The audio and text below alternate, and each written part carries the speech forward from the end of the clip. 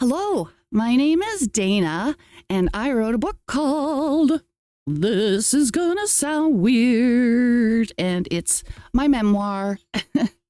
And I'm going to start to read to you. This is my little goal. I'm going to give you 10 minutes of each chapter. How about that? That way you can see if you're interested or if you like it. So anyway, let's start with chapter 1, all right? Can everybody see? It's like I feel like a kindergarten teacher or something. All right, this first chapter I call Mission Possible. I have a quote at the beginning of each chapter. Fate whispers to the warrior, "You can't withstand the storm." The warrior whispers back, "I am the storm."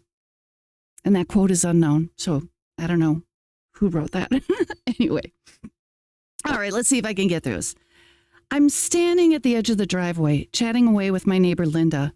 It was a perfectly perfect day in sunny suburbia. The sky was blue, the birds were chirping, just two moms taking a break in the afternoon. Everything was normal. We were keeping it real, and then real happened. My memory picks up here, just seconds before. As we chatted, the back of my neck started to itch. There was a lump. It felt like a zit. My fingers became preoccupied with the project. My mind was only halfway paying attention to the discussion as I worked on the area. Finally, it popped. Whatever was inside was now free and sitting on my finger. Gross. You know, we've all done it. I've pulled away my hand and was expecting to find a bit of goo or hard pus, but it wasn't either. It wasn't even organic. There it was on my finger, sat a teeny tiny gray thing. It looked like a square metal screen or a microchip. I presented it to Linda as she was talking. She stopped.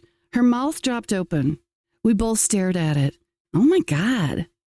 Oh my God. I was so happy she was there.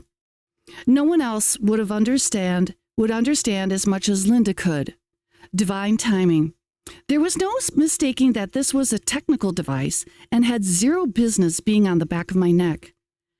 It wasn't simply on my skin. It was buried and had worked its way out. Her fingers scooped up the matter before I could object. Rolling it between them, she blurted, "It's metal, all right." She paused. It didn't break under examination. Our heads almost collided as we both bent closer to look. "This just came from the back of your neck?" A rhetorical question. Her head was still bent down, but her bright blue eyes looked up to meet mine like an inquisitor. She already knew the answer. It wasn't a question, but more like, "I can't believe this" statement. We stared more. I know, right? The implications weren't lost on either one of us. We didn't need to talk. We knew what each other was thinking. Then, while our eyes were still glued on the matter, it suddenly vanished. In an instant, it simply disintegrated and was gone. If our jaws hadn't dropped, they just hit the ground. Mind's blown. It had to be a device, she offered. Yeah, but what kind? What is it? How long had that been there? How many years? Did the Greys do this? Maybe.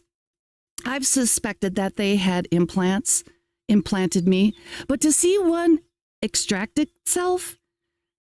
If it hadn't been for Linda, I would have told myself that I had imagined it.